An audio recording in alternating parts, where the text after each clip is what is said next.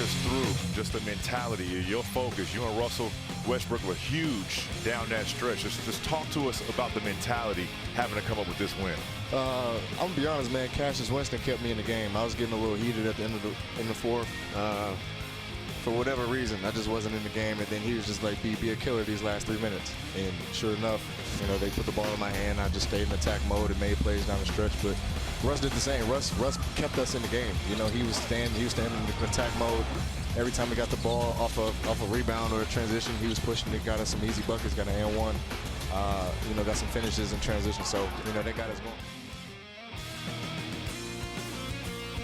Welcome back here to X's and Bros on the Michigan Sports Network. Danny Cahalan, Ryan L.K., Anthony Bellino, all joining you here this morning.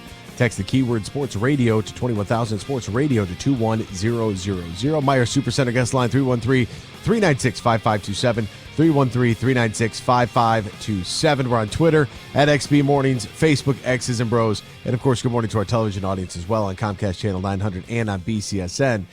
You can find Dan at Dan in the studio. Find Ryan at RyanL_Key. Find me at AAC Bellino. Find our podcast and listen back to anything you may have missed on demand by visiting SoundCloud, Google, Apple, Spotify, and the iHeartRadio app. Plus, visit us online all the time, MichiganSportsNetwork.com, MichiganSportsNetwork.com. Dan, do you have any sort of, nuclear siren? Anything like that, like an air raid siren or anything? Mate, no, I don't. I have a. What do you want? For what? Well, I just I saw something. I was like, that's not a breaking news bulletin. That would be like a bomb going off. But before we get to that, let's get to that piece of audio. I am very happy for Cassius Winston. I'm happy for Cassius Winston. The audio clip there, him being able to have an impact. It's not easy, man. And in the NBA, when there's only 2 rounds, if you can find an organization where you fit and you stick, that's really... That was Bradley Beal, by the way, for those who couldn't recognize the voice. Speaking on Cassius Winston keeping him in the game, is what he said. He kept me in the game. And I think that for Cassius to find some success in Washington, whether G League or on the regular roster, it's fit has a lot to do with it. It has a lot to do with it. Xavier Tillman down in Memphis just recorded his first double-double this week. So it hasn't been great for Cassius Winston this year in terms of stats. But to learn behind Russell Westbrook, Bradley Beal, and Ish Smith, I think that's a great spot for him to learn how to be a professional. Mm-hmm.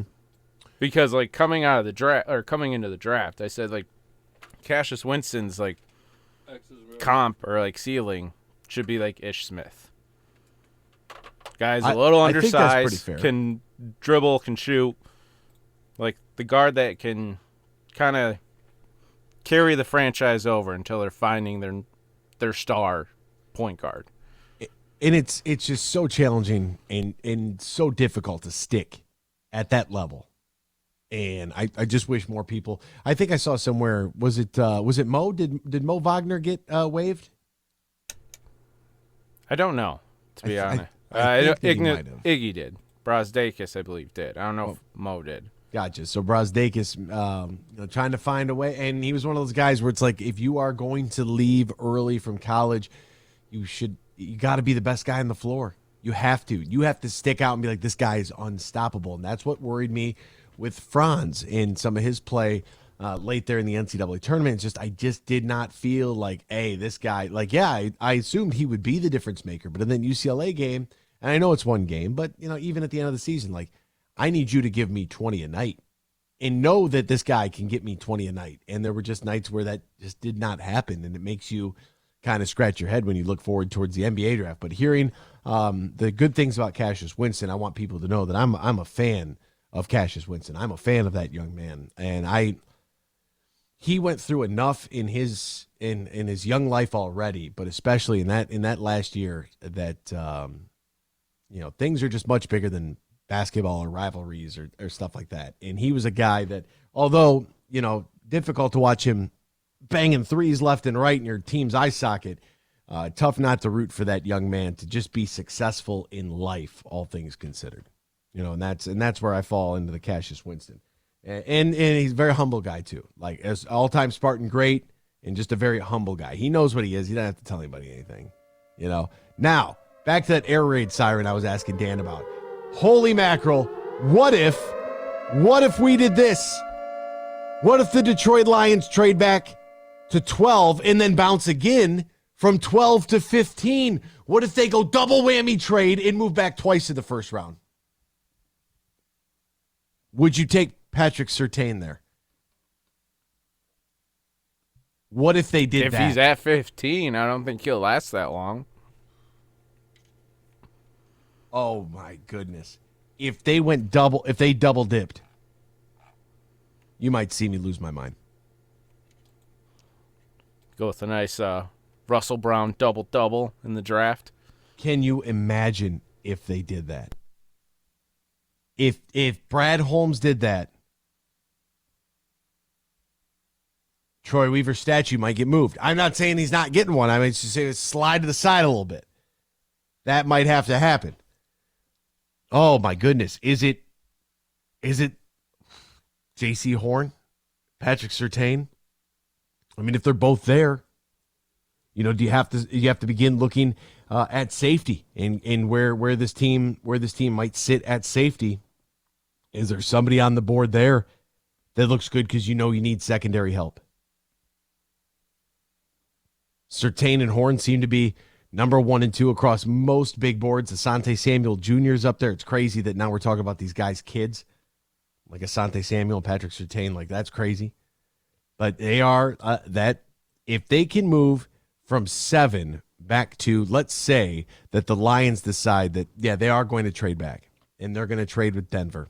In New England's like, shucks, right? That's where Denver moves up for the Lions. They swap. Lions get the 9th pick in this year's draft in exchange for the 7, plus they get an additional, maybe a 2nd rounder in this year's draft. Maybe it's a 3rd rounder in this year's draft. And then the Lions move back from 9 because maybe Justin Fields is still on the board. Maybe because Justin Fields, the report is out now that he's been dealing with epilepsy. Now, it's never affected him on the football field, but the guy's epileptic. I don't know if you have any family members that are epileptic. I have a cousin who developed it, and it is at any given moment, that's it. Like, you got to, it's all about response time. It's 90% of how you react to the 10% of what's actually happening to you, right? One of my cousins went down at a Thanksgiving dinner out of nowhere. Didn't even know that he'd never had this issue before in his life. Just literally started sieging, poof, right off the couch, right on the floor. It's crazy. But does that report affect Justin Fields' stock? And does he start to drop a little bit? And is this where Bill Belichick's like, yeah, we are going to make this move. We'll trade with the Lions. Because if the Lions got an additional 2nd or 3rd for Denver and then jump back to 15 with an additional 2nd or 3rd, I don't know how you don't have John Dorsey, Brad Holmes, the entire staff. I mean, I would a double trade here if they can weasel it out with Denver and then go back. Maybe it's a dream scenario. Maybe I'm living in fantasy land, but that's okay. We all are until the actual draft happens because nobody knows what's going to happen. Nobody has any idea. All it takes is for one guy to go in a different position than what the quote-unquote experts thought. I mean, if we had Todd McShay and Mel Kiper and Louis Riddick and whoever else, Matt Mitchell, whoever. If you have all these guys, Matt Miller, you have all these guys that are draft experts, and you have them put together their round by round 1 through 32 picks, their big boards. Everybody's mocks across the board. I respect all of their opinions. There's no way to guess this thing. It's a crapshoot. It's like playing roulette. You have you got a 1 in 30 chance. So if the board begins to fall and stumble and the Lions move back twice in the first round, I think you got serious excitement and a good indicator of the direction this franchise is going. We'll be back with more X's and Bros after this here on the Michigan Sports Network. Spring is showtime at BetMGM. Baseball is back, and as the weather warms up, the hockey and basketball action gets even hotter. Hey, this is Matt Shepard. It's the perfect time to take a shot at an easy 100 from the king of sportsbooks. Sign up today using code SHEPBET100 and win $100 in free bets when you place a $1 moneyline wager on the Pistons or Spurs. And if either team hits a 3, you win, regardless of your bet's outcome. No matter what your favorite sport is, BetMGM is always at your fingertips with innovative parlay selection builders, daily promotions, boosted odds specials, and much more. Download the app or go to BetMGM.com and use code SHEPBET100 to win $100 in free bets when you wager $1 on the Pistons or the Spurs hitting a 3. Bet with confidence and turn game days into paydays at BetMGM. New customer offer. Paid in free bets. Must be 21 years or older. Michigan only. Gambling problem? Call 1-800-270-7117 for confidential help. Excludes Michigan disassociated persons. Bill Simonson here for my good friend John Kornak. Now, he heads up the Eisenhower Center, America's leader when it comes to traumatic brain injury rehabilitation. Now, they've partnered with Selfridge Air Force Base on the east side of the state in Harrison Township, just north of the Detroit metro area. And they do have a Veterans Rehabilitation Center at Selfridge Air Force Base, and they're looking to expand it. So they're going to need philanthropists listening right now across the state who can step up and help our veterans get back to living the lives they deserve to lead. So what you can do, if you have the means to step up and help the Veterans Rehabilitation Center at Selfridge Air Force Base, which is part of the Eisenhower Center program, just go to eisenhowercenter.com. And then you'll find a way to get a message to John Kornak, who heads up the Eisenhower Center in Ann Arbor. COVID-19 vaccinations are available daily at your local Meijer, now for anyone 16 or older. Text COVID to 75049 to register for your free vaccinations at Meijer and get updates to your phone. Please complete only one registration at one location. Additional entries will replace your previous registration and may increase your wait time. You can also talk to your Meijer pharmacist or visit clinic.meijer.com for more information. Remember, text COVID to 75049 to get started. The following is a presentation of the Michigan Sports Network.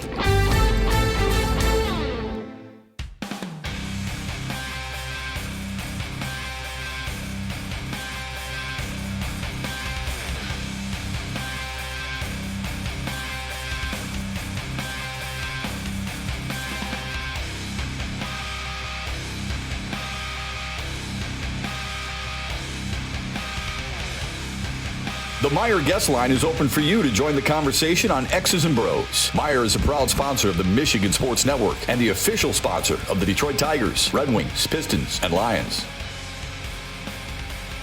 Right now they're playing a game called Either Or.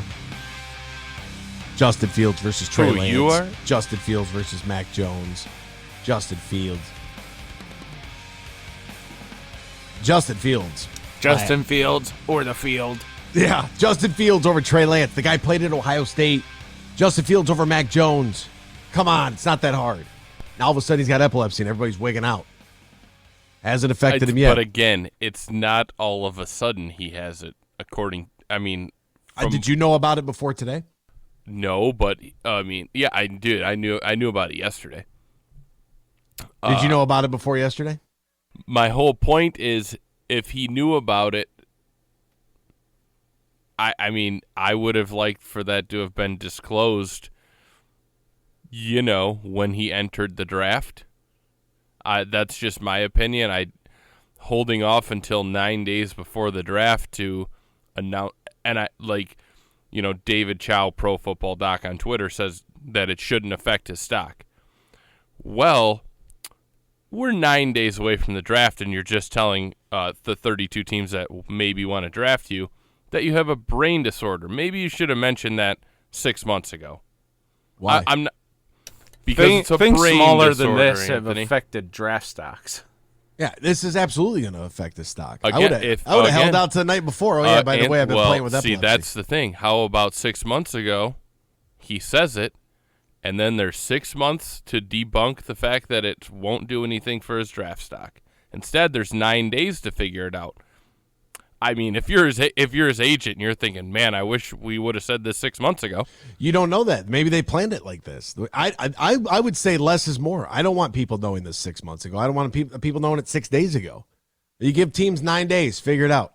You want me or not? But when did the teams just find out yesterday? Or did the public just find out? Because what if he's telling the teams? What if this was a known thing? They're just like, hey, like it hasn't been an issue because we haven't heard of Justin Fields having a seizure at any point.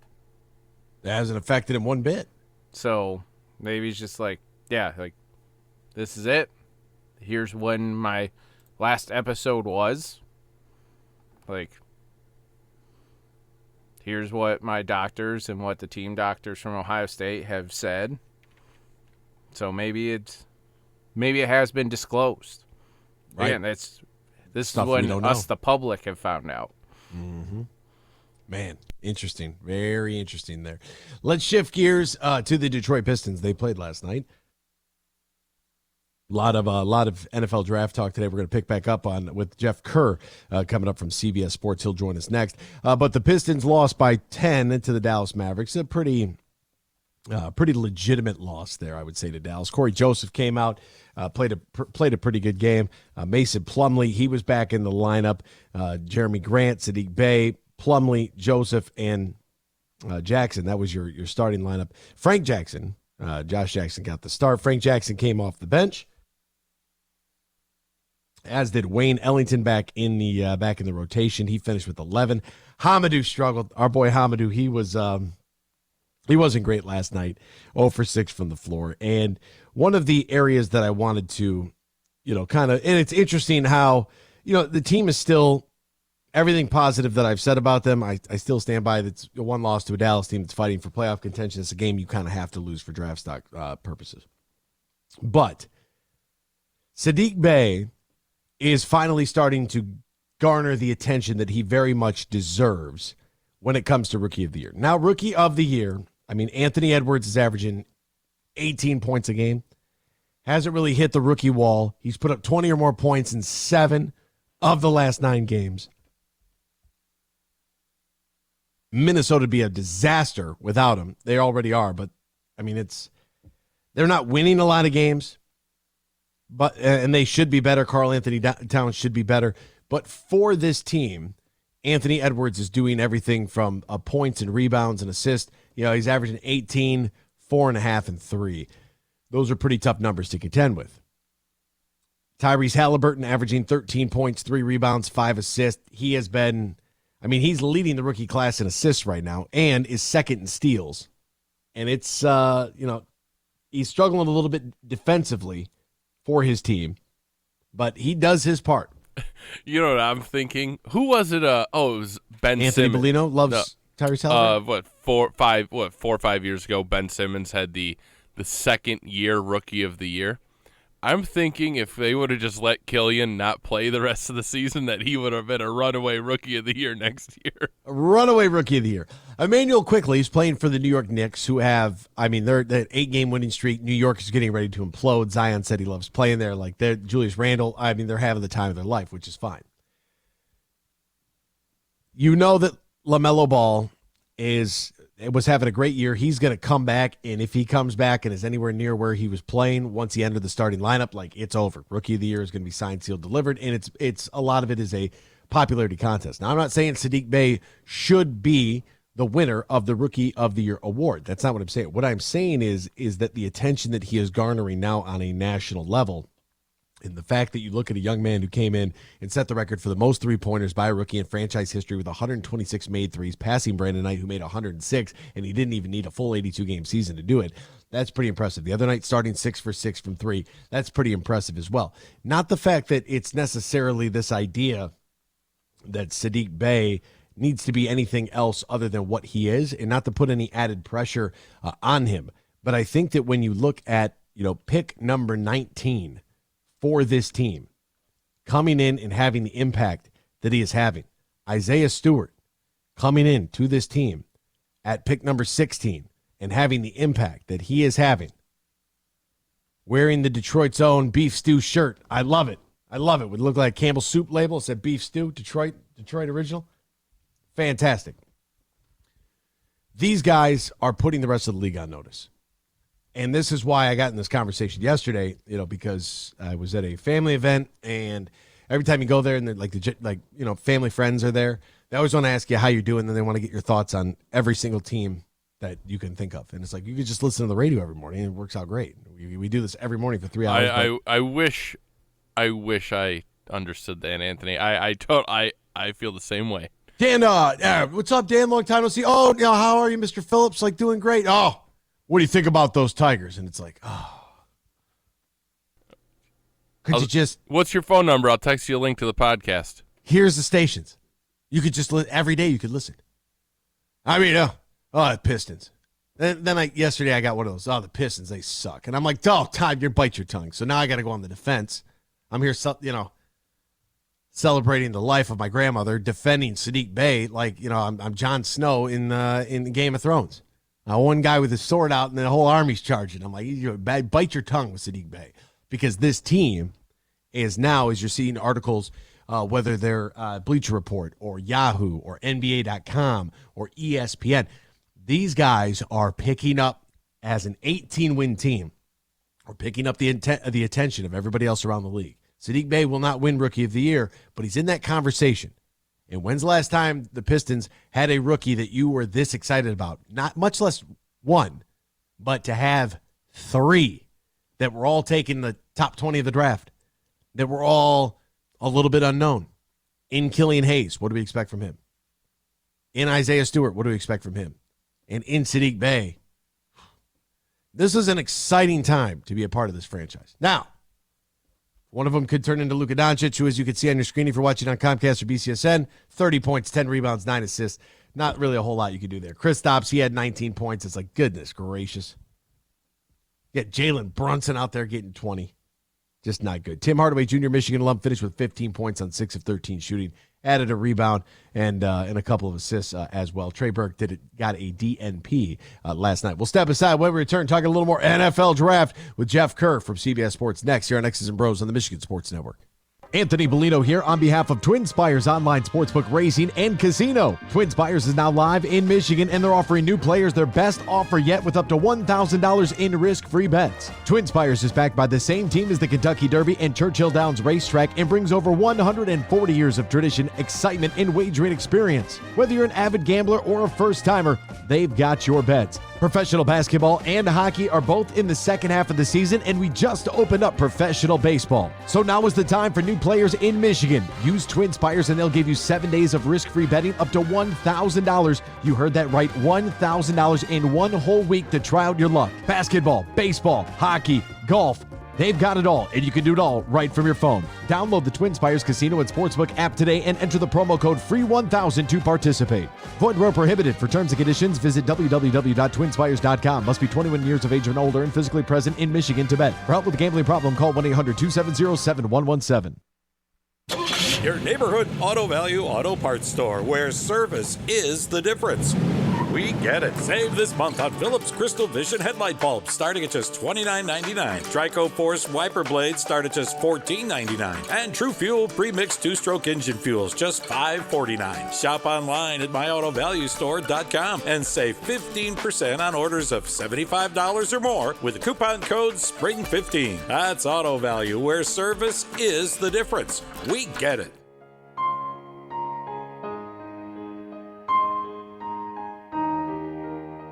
If you or your family is touched by autism, learn more about Freddy's Foundation at #PopTheTab at freddythepizzaman.com. That's FREDI, thepizzaman.com, or email freddythepizzaman@gmail.com.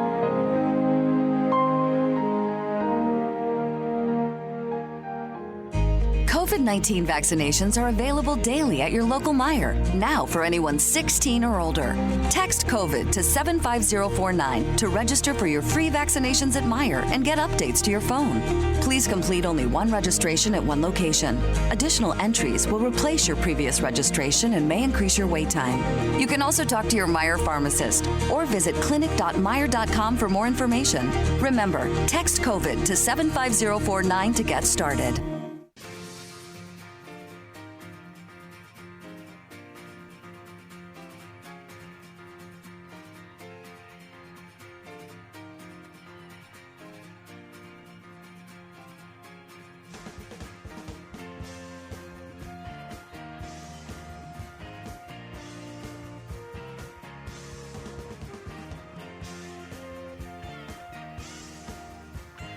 Welcome back here to X's and Bros on the Michigan Sports Network. Danica Hadlin, Ryan Elke in the Motor City Studio. Anthony Bellino coming from the Radio Bunker. Text the keyword Sports Radio to 21,000, Sports Radio to 21000 to share your thoughts, or you can join us on the Meyer Supercenter guest line, 313-396-5527, 313-396-5527. That's where we're going to find Jeff Kerr of CBS Sports joining the program. Not yet. Not yet, though.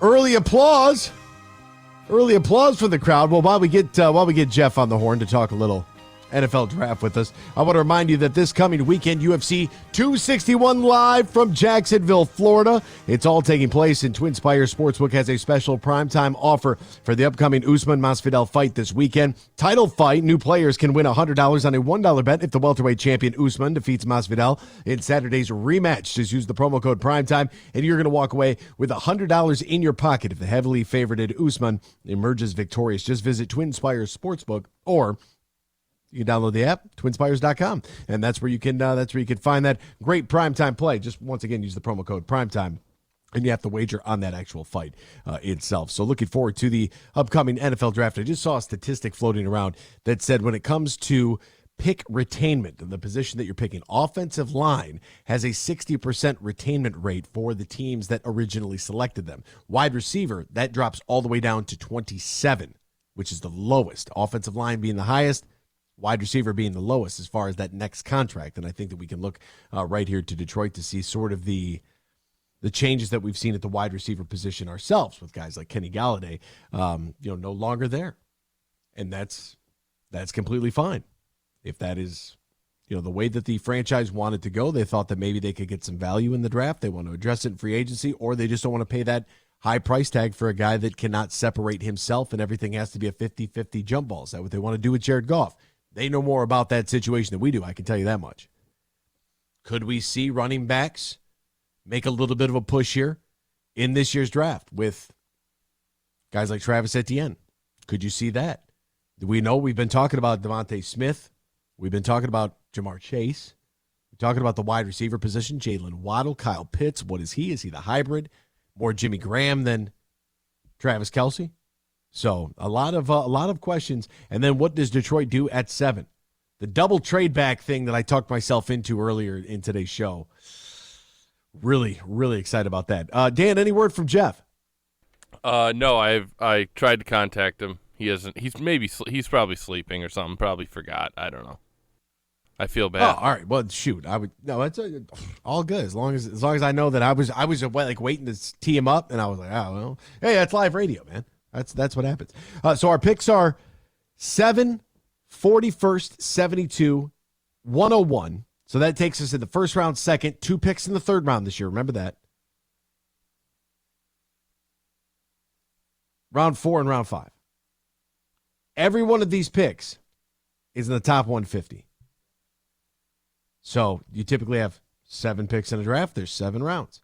Lions have 6 picks this year, however, 2 of which are in the third. I like that. I like this ability to get this NFL draft. And when you start to look at the overall value of where you're picking at, 6 picks in the top 153, it's not too shabby. And the question I posed on Twitter is if the Lions traded with Denver for the first round swap, 7 for 9, plus a second or third, would you do it? If you could then flip 9 from Denver for a swap with New England, 9 for 15, plus an additional second or third, would you? Moving back from 7 to 15, but acquiring 2 additional picks. My buddy Storm Norton, offensive tackle for the LA Chargers. God, I wish Detroit would have had an opportunity to snag him, but he was a guy that coming out of Toledo, he did the undrafted free agent route. Didn't work out first go-around, ended up in the XFL, ended up getting signed by the Chargers out of the XFL. What a success story he's been, and then starting a ton of games with the Chargers last season, so that was fantastic. But would you do that? You basically, and I did the Cliff Notes version, you move back from 7 to 15, but you get 2 additional picks for both. I just didn't specify if both picks are in the second, if both picks are in the third, or if you get a pick in each. So based upon this scenario, is there any way you would say no, Ryan and Dan? Would you say no to either one of those? Meaning you give up number 7, which could have, as you see on your screen right now, Penei Sewell, Devontae Smith, Jalen Waddle, maybe Micah Parsons, Jamar Chase. Like, you got to assume all those guys are gone. Would you do it? Because in that last segment, I tricked myself into believing this. Anthony, it sounds like you need to go to a mock draft website and just live out this dream of acquiring 100 different picks and then just sleeping on it.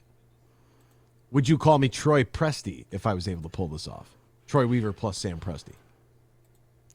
No, I'd call you every NFL fan that sits on mock drafts like, see, you could trade back number 7 for 15 and New England's number 1s for the rest of time. It works in the trade machine. But like, you're trade machine guy right now. No. I'm not asking for firsts. I didn't even ask anybody for a first. I said, well, I'm going to swap and you give me a second or a third. I left the option available. And would you then would you trade back from 7 to 9 and then do it again? So you drop from 7 to 15. I didn't specify, didn't say they both had to be seconds. They could be third-round picks. Better be second-round picks. So now you're going trade machine guy. They better be this or no. I'm not saying I have to do it. If it's a third, then I'm saying no. I'm sticking where I'm at. Gotcha. So if they are both third-round picks, I'm trade machine guy. You're good. I'm asking Denver for 9 and 2 first-round picks, and that's going through because I've done these mock drafts before. Do you think that that's too much to ask if you're the Lions to swap 9 from 7 and get an additional third-round pick? No, that should be the bare minimum starting point for Denver. Perfect. And if you're going to move back now from 9 to 15 because for whatever reason, Justin Fields maybe has the eyes of Bill Belichick and the New England Patriots and they're interested in him, for example, would you then trade back from 9 to 15, swap those picks and get a second from New England? So you got to, if they're both seconds, I don't know how you'd say no. All depends how the board falls. Like, do you really want all of a sudden just a number 15 pick when, like, what are you looking for? You're looking for a wide receiver? Offensive line you can attack in the second round if you have half the second round picks. But you're missing out at a chance at a top 10 pick just to be draft capital guy. Would you have preferred the Lions move back from number 3 last year? Yeah. To be draft capital guy. And then select another 5. To knowing that Okudah probably could have fallen where they wanted to if the quarterback demand was there. But they didn't. So I would have preferred it, but we don't know what was offered really. All they had to do was show up to Tua's workouts and just give us a little smoke. And I like the fact that the Lions have been present at some of these different workouts. I think that's important.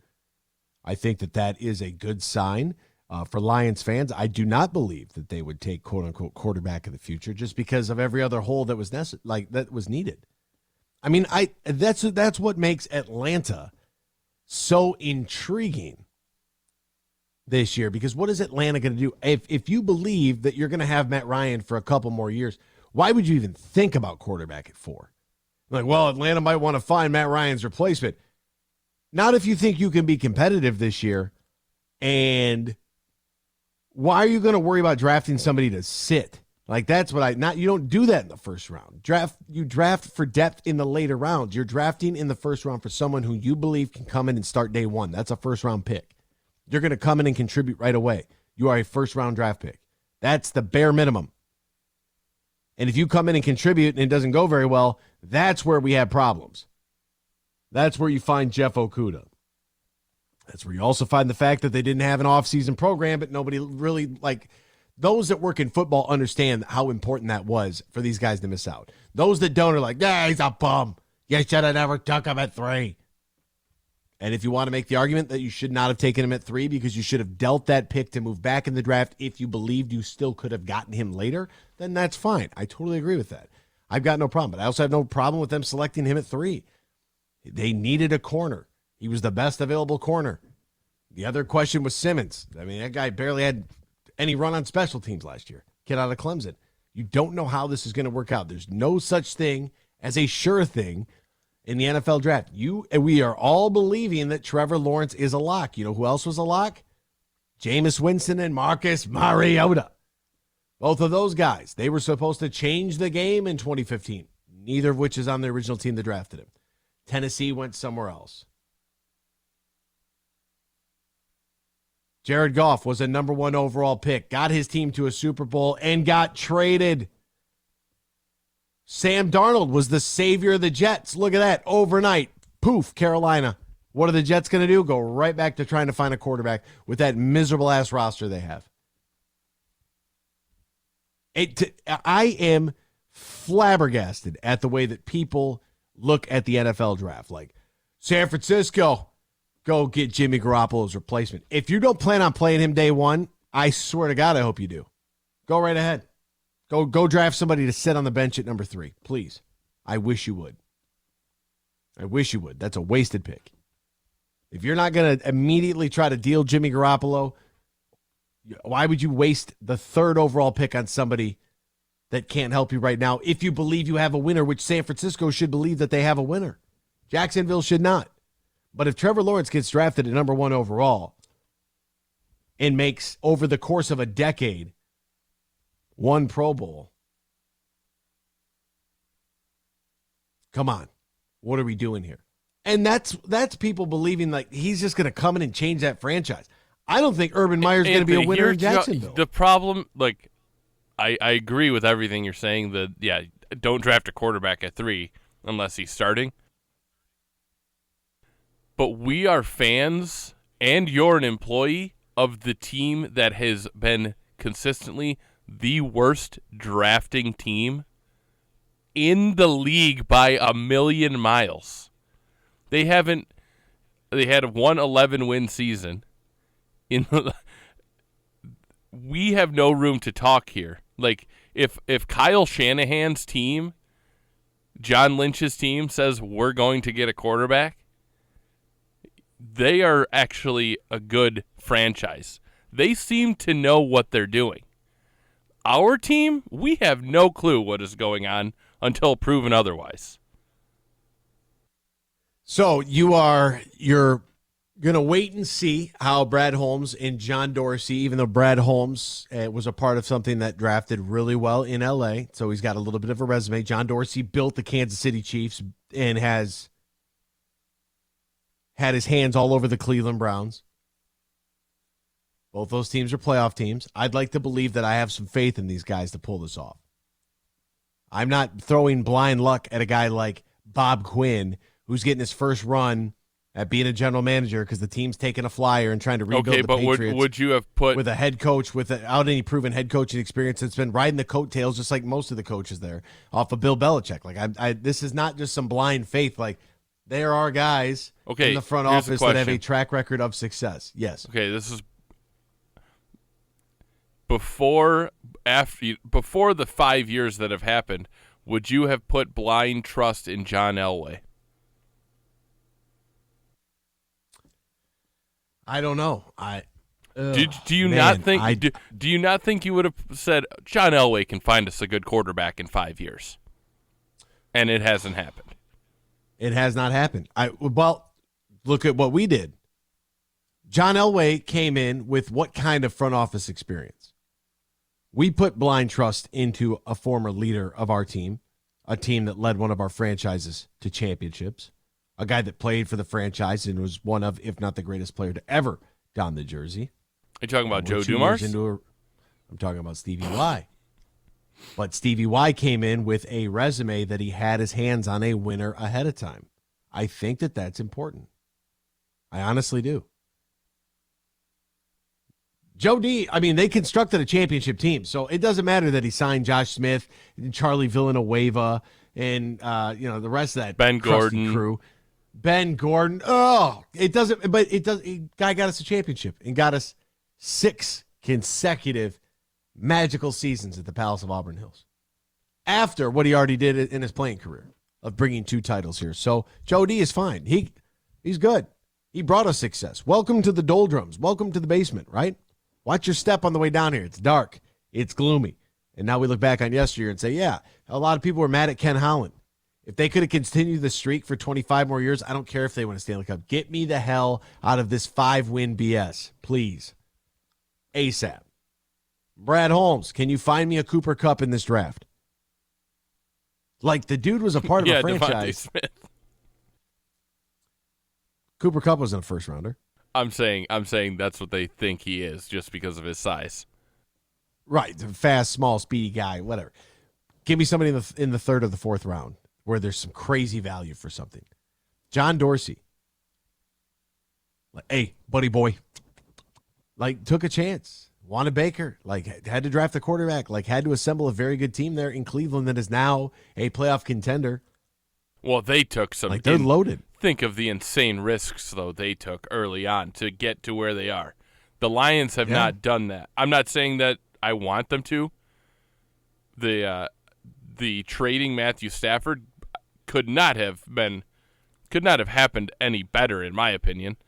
Amen. I second that. I don't know where they go. I don't know if they trade back. It's like Ryan said 5 minutes ago. It's all about what happens before them. We'll see. It's all in how the board falls. And I am really. Juwan Howard got hired at Michigan, and Juwan Howard came in with 20 years of playing experience at the NFL level and as an assistant coach, or at the NBA level and as an assistant coach at the NBA level. I put blind trust in the fact that the recruiting should be the easy part for him. Like, all he's got to do is walk in the room, sit down. He's like, yeah, I made over $100 million in my NBA playing career. What'd that guy do? Nothing in the NBA? Perfect. Thank you. That should be the easy part. There is a drastic difference from going from professional coach to college coach, because when you are a professional coach, you are coming down with everything that those kids want, and that's to make money playing this sport. When you try to move from college to pro, that doesn't always work out well. And there is like this belief that, Urban Meyer's going to take Trevor Lawrence at number 1, and they're going to be like, the dude hired a strength coach that got canned for some racist background stuff, some allegations that were flying around, and Urban Meyer already stepped on every pro player. He didn't get fired. He resigned because he knew that he had said it. Right, a forceful resignation, but Urban hired him already, and it's kind of gone away. It's piped down a little bit, but for those who believe that Urban Meyer's going to come in here and just be the savior, you got to surrender a lot of control when everybody out there in that field is making more money than you. You got to be able to relate to these players, and that's a story that is going to be fantastic to watch play out over the course of the 2021 year, is what does Urban Meyer do in North Florida? He's going to have some leeway because he built some clout there, but because he had success in Gainesville, but it will be fun to watch. For Dan and Ryan, I'm Anthony saying so long. We'll see you tomorrow. Same time, same place here on X's and Bros on the Michigan Sports Network. As a healthcare professional, you care for your patients. But who will care for your practice? Who will keep it healthy? And who do you refer to if it takes a turn for the worse? Just as you may consult with another healthcare specialist, so too should you seek out tax and accounting specialists to consult with regarding specific issues your practice may face. That's where we come in. We're Bean Garter. And while your business is keeping people physically healthy, our business is helping you keep your practice financially healthy. We'll provide you with the innovative business solutions your practice needs without compromising your patient focus. Whether you're a doctor or dentist, a sole practitioner, or a multi-physician practice, before you see patients, come see us first. Experience service, expertise, and simplicity at Bean Garter. Find us online, beangarter.com. Bean Garter,